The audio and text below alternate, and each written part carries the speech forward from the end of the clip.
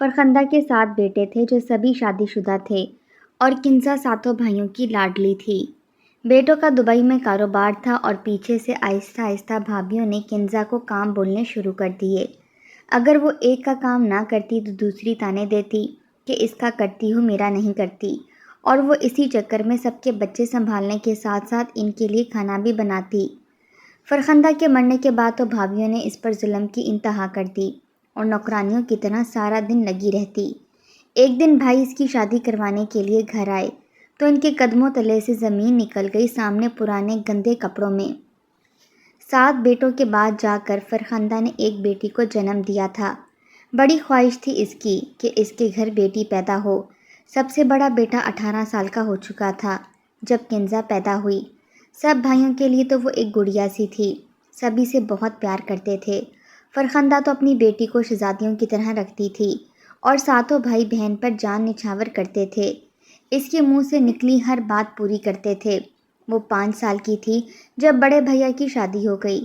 اس کے بڑے بھائی نے بھی اپنی بیوی سے کہہ دیا تھا کہ میری چھوٹی بہن کو کبھی غلطی سے بھی گھونڈنے کی کوشش مت کرنا، ورنہ تمہاری چٹیاں پکڑ کر تمہیں گھر سے باہر نکال دوں گا۔ بڑی بھابھی کے دل میں تو نفرت کی پہلی گرہ بندھی تھی، پھر تو جیسے سلسلہ چل نکلا تھا۔ بڑے بھائی کے گھر پہلا بیٹا پیدا ہوا لیکن اس کی اہمیت کنزا سے کم تھی۔ بڑی بھابھی شمائلہ کو تو لگا تھا کہ جب اس کے گھر بیٹا پیدا ہوگا تو سبھی اس کے بیٹے کے ناز نخرے اٹھائیں گے تو کنزا کی اہمیت خود بخود کم ہو جائے گی، لیکن ایسا نہیں ہوا تھا۔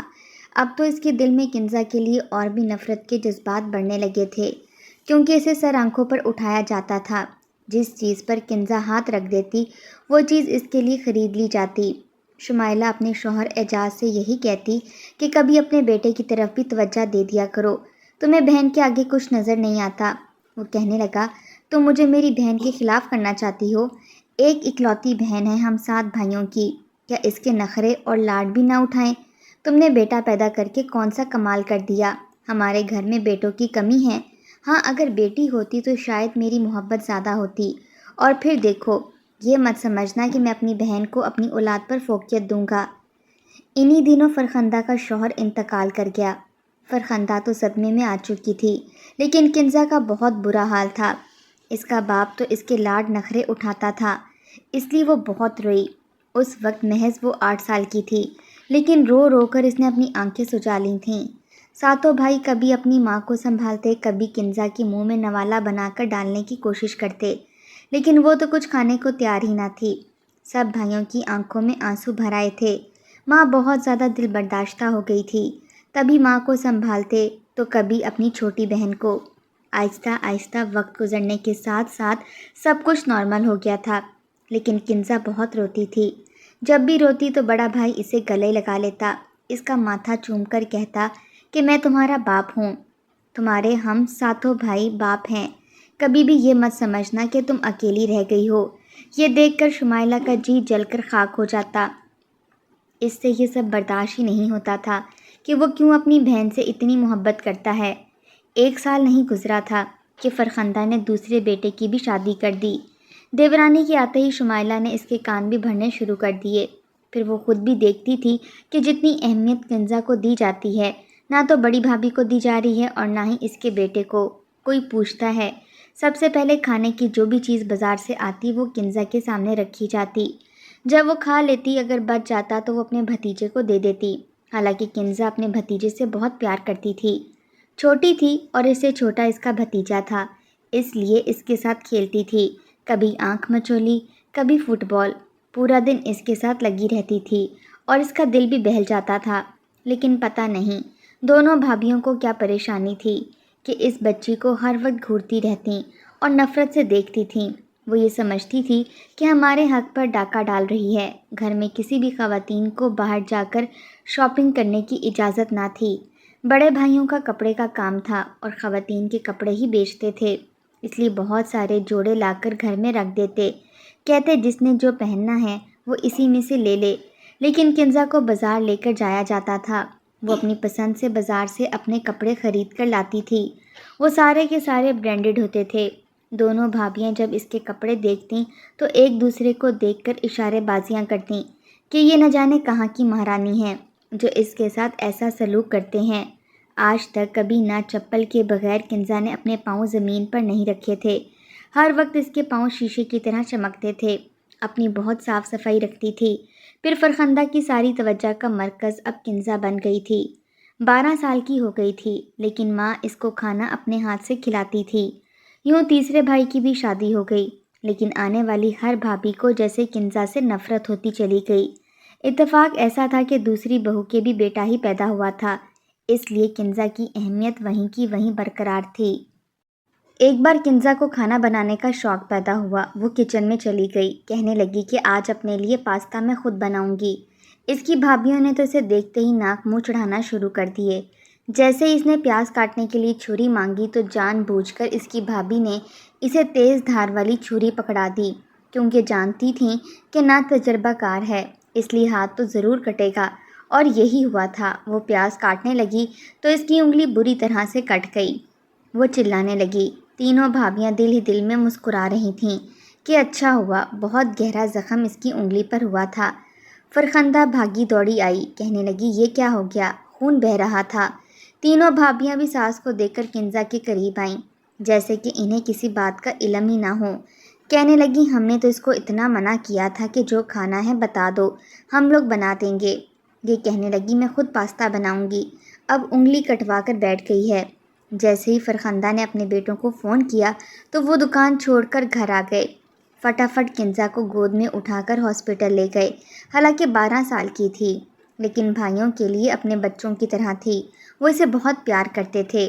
یہ سب دیکھ کر تینوں بھائیوں کی رنگت فک ہوئی تھی کہ بہن کو ذرا سی چھری کیا لگ گئی۔ بھائیوں نے دکان بند کر دی اور گھر چلے آئے۔ ایسی بھی کیا محبت! اب تو ان کے دل میں اور بھی نفرت بھرنے لگی تھی۔ اس کے بعد تو کنزا کو کچن میں جانے کے لیے سختی سے منع کر دیا گیا تھا۔ ساتوں بھائیوں نے ڈانٹ کر کہا تھا خبردار جو تم کچن میں گئی، تم بس بولا کرو، تمہاری تینوں بھابھیاں کس لیے ہیں؟ اسی لیے تو ہیں تاکہ تمہاری فرمائشیں پوری کر سکیں۔ اس لیے کنزا بھی کچھ ڈر سی گئی تھی۔ دوبارہ کچن میں گئی نہیں، بس فرمائشیں ہی کرتی تھی۔ آہستہ آہستہ بھائیوں کا کام کاروبار بڑھنے لگا۔ بڑا بھائی کہنے لگا کہ دبئی میں جا کر بھی ہمیں پاکستانی کپڑوں کو بیچنا چاہیے، زیادہ کپڑے بکیں گے تو اچھی آمدنی ہو جائے گی۔ پھر گھر کے اخراجات بڑھنے لگے ہیں۔ باقی 4 بھائی اور ہیں جن کی شادیاں کرنی ہیں۔ اب 3 دکانوں سے سب کے اخراجات پورے نہیں ہو سکتے، اس لیے بڑا بھائی اعجاز دبئی چلا گیا۔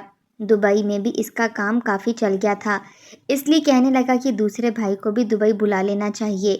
اسی طرح چوتھے بھائی کی بھی شادی ہو گئی تھی۔ کنزا اب 15-16 سال کی ہو چکی تھی اور 5 بھائیوں کی شادی ہو چکی تھی۔ اب یہ ہوتا تھا کہ 3 بھائی دبئی میں زیادہ تر کام کرتے تھے، مہینہ وہاں رہتے اور پھر واپس آ جاتے۔ پھر دوسرے 3 بھائی دبئی چلے جاتے، کیونکہ دبئی میں ان کی دکان بہت زیادہ چل گئی تھی، پیسے کی ریل پیل تھی۔ لیکن آنے والی بھابھیوں کو کنزا سے نفرت ہوتی چلی گئی۔ جب تک وہ 20 سال کی ہوئی تب تک ساتوں بھائی شادی شدہ تھے۔ فرخندہ ان دنوں بیمار رہنے لگی تھی، لیکن ابھی بھی کنزا کے وہی نخرے تھے۔ اس نے کچن کی شکل نہیں دیکھی تھی۔ فرخندہ بلڈ پریشر اور نیند کی ادویات کھا کر زیادہ دیر تک اپنے کمرے میں سوئی رہتی تھی۔ کبھی کبھی تو کھانا بھی کمرے میں ہی کھا لیتی تھی، باہر نکلتی ہی نہیں تھی۔ دبئی میں جب کام کاروبار مزید بڑھ گیا تو سب بھائیوں کو دبئی میں شفٹ ہونا پڑا۔ اب وہ 4 مہینے بعد ہی واپس آتے تھے اور اکٹھے ہی جاتے تھے۔ پیچھے ان کی بیویاں عیش کرتی تھیں، کیونکہ اب سب کچھ ان کے ہاتھ میں آ چکا تھا۔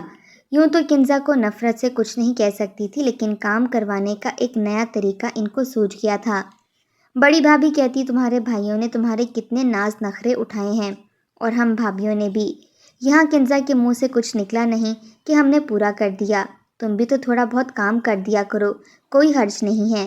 وہ کہنے لگی بھابھی بولیں کیا کرنا ہے، اب تو بڑی ہو چکی تھی، چھوٹے موٹے کام کر دیا کرتی تھی۔ کہنے لگی دیکھو نا چھوٹے چھوٹے بچے ہیں ہمارے، ایسا کرو کچن کے برتن تم دھو دو۔ وہ کہنے لگی ٹھیک ہے میں دھو دیتی ہوں۔ وہ کچن میں چلی گئی، لیکن جب برتنوں کو دیکھا تو برتنوں کا ایک انبار تھا۔ بہرحال اس نے آہستہ آہستہ کر کے سارے برتن 2 گھنٹے میں دھوئے تھے کہ دوسری بھابھی آ گئیں، کہنے لگیں دھو لیے برتن؟ وہ کہنے لگی جی بھابھی میں نے سارے برتن دھو دیے ہیں۔ وہ کہنے لگی بس تمہیں تو بڑی بھابھی سے ہی محبت ہے، اس کے منہ سے کچھ نکلا نہیں کہ تم نے پورا کر دیا۔ وہ کہنے لگی میں سمجھی نہیں۔ وہ کہنے لگی دیکھ لو، ہم تمہیں کام کہتے رہ جائیں اور تم صاف انکار کر دیتی ہو۔ بڑی بھابھی سے تمہیں زیادہ ہی محبت ہے، سارا دن تم اس کے بیٹے فیضان کے ساتھ کھیلتی رہتی ہو، ہمارے بچوں کو تو پکڑتی بھی نہیں ہو۔ وہ کہنے لگی فیضان بڑا ہے اور شروع سے میں اس کے ساتھ کھیلتی آئی ہوں، میرے سے اس کی زیادہ دوستی ہے، لیکن کوئی بات نہیں، میں آپ کے بیٹے کو بھی پکڑ لوں گی۔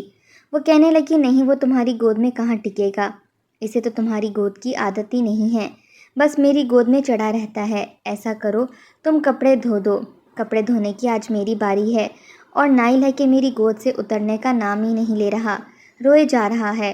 حالانکہ بچہ بالکل چپ تھا۔ کنزا کہنے لگی بھابھی میں نے تو کبھی کپڑے نہیں دھوئے۔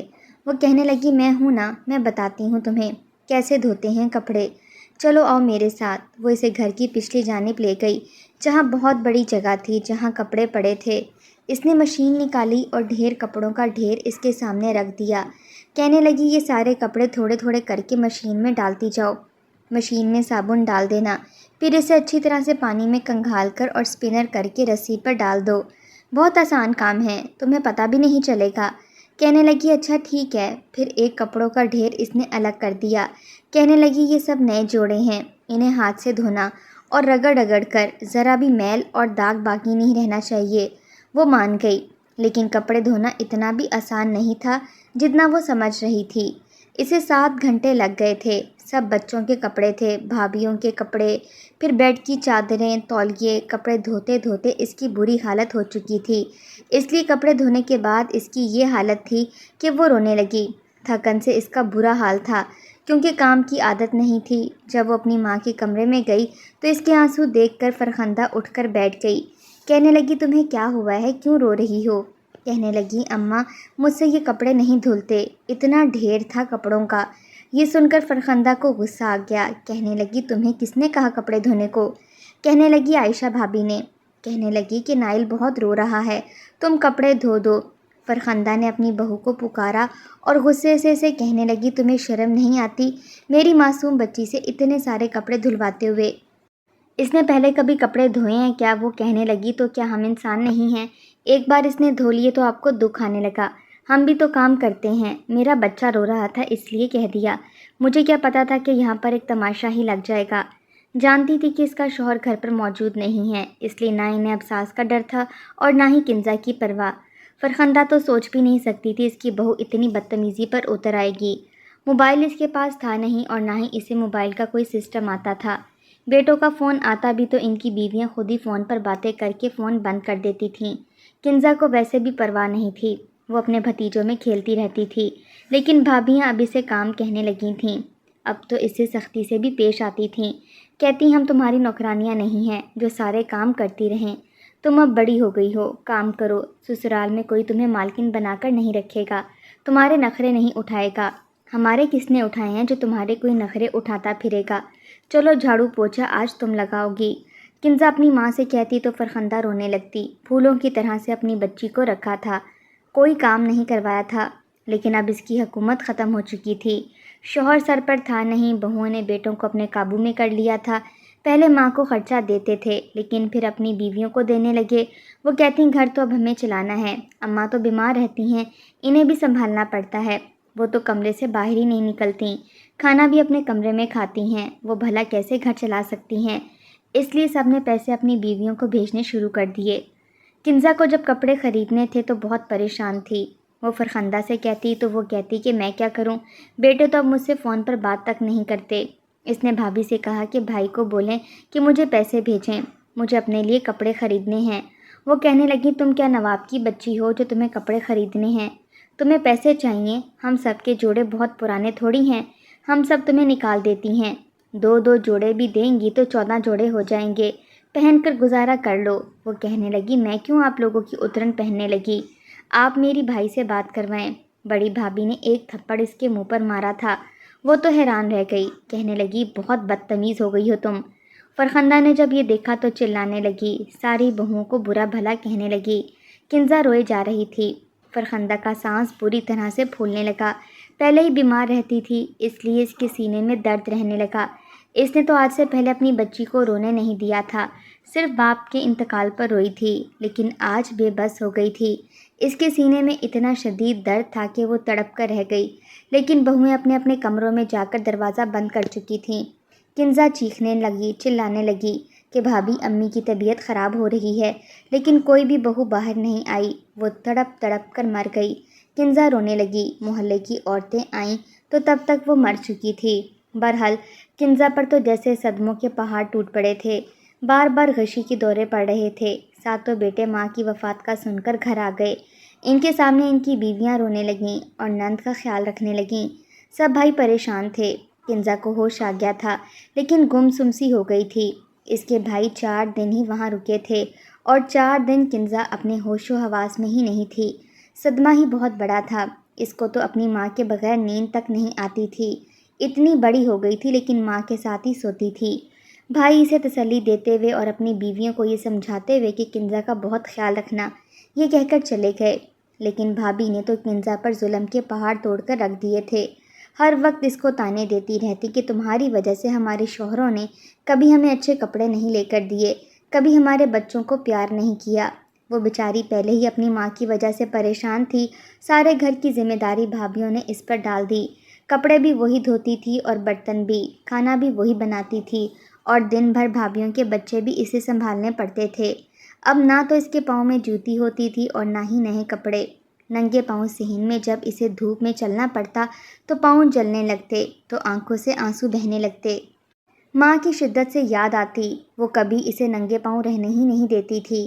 اب تو اسے اتنی بھی فرصت نہیں ملتی تھی کہ نہا کر کپڑے ہی پہنتی۔ بھابھیاں اسے وہ کپڑے دیتیں جو کہ پہننے کے قابل نہیں ہوتے تھے۔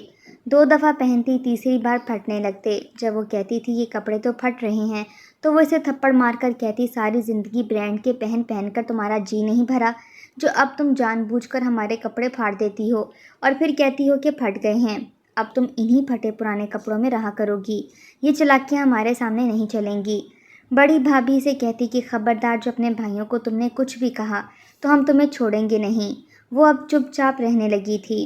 ایک بار شمائلہ کا بھائی گھر پر آیا۔ اپنی بیوی کو طلاق دے چکا تھا، 3 بچے تھے، بیوی کے ساتھ بدسلوکی کرتا تھا، اس لیے بیوی نے تنگ آ کر جھگڑا شروع کر دیا تو اس نے غصے میں طلاق دے دی، لیکن اب پچھتا رہا تھا کیونکہ چھوٹے 3 بچوں کو سنبھالنے والا کوئی نہیں تھا، اس لیے بہن کے پاس آ گیا کہ اب کیا کروں۔ اسے کنزا کا خیال آیا، لیکن ڈر یہ تھا کہ کہیں اس کے بھائی کو نہ پتہ چل جائے کہ وہ کیا سوچ رہی ہے۔ وہ چاہتی تھی کہ اپنے شوہر کے آنے سے پہلے پہلے وہ کنزا کا نکاح اپنے شادی شدہ بھائی سے کر دے۔ شادی ہو جائے تو پھر اعجاز کیا کر لے گا، لیکن ڈر بھی تھا کہ غصے کا بہت تیز ہے۔ اب وہ یہ سوچ رہی تھی کہ ایسا کیا کرے کہ کنزا کی شادی بڑی آسانی سے اپنے بھائی کے ساتھ کر دے۔ پھر اس نے ایک چال چلی۔ کنزا کپڑے دھو رہی تھی اور پیچھے رسیوں پر پھیلا رہی تھی۔ جب وہ پیچھے آئی اور کنزا کے بال پکڑ کر کہنے لگی، کمینی، بد چلن، ماں کے مرتے ہی تو نے اپنے رنگ دکھانے شروع کر دیے۔ پھر ایک کاغذ کا ٹکڑا اس کے سامنے لہرانے لگی، کہنے لگی، یہ دیکھ، تیرے یار کے خط آنے لگے ہیں گھر پر۔ کس کے ساتھ چکر چلا رہی تھی تم؟ اپنے بھائیوں کا شرم سے سر جھکانا چاہتی ہے، اب تم نے یہ کرتوتیں شروع کر دی ہیں۔ وہ تو حیرت سے اپنی بھابھی کو دیکھنے لگی، کہنے لگی، مجھے نہیں پتا کس کا خط ہے، نہ ہی میں نے ایسا کچھ کیا ہے، لیکن شمائلہ نے اسے بہت مارا، دوسری بھابھیوں نے بھی اسے بہت تانے دیے، اور کنزا کے بھائی کو کہنے لگی کہ تمہاری بہن نے یہاں کسی سے محبت کے چکر چلا رکھے ہیں اور پورے محلے میں بدنامی ہماری ہو رہی ہے۔ یہ سن کر اس کے بھائیوں کو تو یقین ہی نہیں آ رہا تھا، کنزا ایسا بھی کچھ کر سکتی ہے۔ وہ کہنے لگی کہ اگر اس کا نکاح چند دن میں نہیں کیا گیا تو ہم محلے میں کسی کو منہ دکھانے کے قابل نہیں رہیں گے، اس لیے میں اس کا نکاح اپنے بھائی کے ساتھ کروانے لگی ہوں۔ اعجاز تو ابھی سمجھ نہیں پایا تھا کہ ہوا کیا ہے کہ شمائلہ نے فون بند کر دیا۔ اب اس کی کوشش تھی کہ وہ چند دنوں میں اپنے بھائی کے ساتھ کنزا کا نکاح کر دے۔ اعجاز کی نظر میں بھی اچھی بن جائے گی اور اس کے بھائی کا گھر بھی بس جائے گا، اور جتنے نخرے کنزا نے اب تک اٹھوائے تھے اس کی سزا بھی وہ ساری زندگی بھگتے گی، کیونکہ اس کے بھائی کا مزاج ہی ایسا تھا، مارنے پیٹنے والا۔ جب اعجاز نے سب بھائیوں سے بات کی تو سب کہنے لگے کہ ہمیں جانا چاہیے، دیکھنا چاہیے کہ ہوا کیا۔ سب اچانک سے بنا بتائے پاکستان پہنچے تھے۔ جب گھر پہنچے اور دروازہ کھولا تو ان کے ہوش اڑ گئے۔ کنزا پرانے پھٹے کپڑوں میں بیٹھی تھی، سر پر سفید چادر دے رکھی تھی، اور مولانا صاحب اس سے نکاح نامے پر سائن کرنے کے لیے کہہ رہے تھے، اور اس کی بھابیاں اسے زبردستی سائن کروانے کی کوشش کر رہی تھیں، لیکن وہ سائن نہیں کر رہی تھی، روئے جا رہی تھی۔ جب سب یہ دیکھا تو سب سے پہلے اعجاز ہی آگے بڑھا۔ سب نے اپنے سامان وہیں پھینکے اور بہن کے پاس آ گئے۔ بھائیوں کو دیکھ کر وہ پھوٹ پھوٹ کر رونے لگی۔ اپنے بھائی کے گلے لگ کر پھر رو رو کر اس نے ساری باتیں بتائیں۔ اعجاز کو اتنا غصہ آیا کہ سب سے پہلے شمائلہ کے بھائی کو مار کر گھر سے باہر نکالا تھا کہ تمہاری جرأت کیسے ہوئی۔ پھر شمائلہ کو کہنے لگا، اگر تم نے میری بہن کے ساتھ کوئی بھی زیادتی کی تو میں تمہیں کھڑے کھڑے طلاق دے دوں گا۔ بلکہ وہ تو طلاق دینے لگا تھا، لیکن کنزا نے اسے روک لیا۔ پھر اس کے دوسرے بھائی کہنے لگے کہ ہم سب ایک ساتھ دبئی نہیں جائیں گے، اب ہم یہیں رکیں گے جب تک کہ کنزا کی اچھی جگہ شادی نہ کر دیں۔ اعجاز کہنے لگا کہ میں یہیں پاکستان میں رہوں گا اور اپنی بہن کے لیے اچھا رشتہ دیکھ کر وہاں اس کی شادی کروں گا، اور میں دیکھتا ہوں کہ کون میری بہن کے ساتھ زیادتی کرتا ہے۔ چند مہینوں بعد ہی کنزا کا ایک بہت اچھی جگہ سے رشتہ آ گیا۔ اعجاز نے باپ بن کر اس کی شادی کی تھی اور وہ اپنے گھر میں بہت خوش بھی تھی۔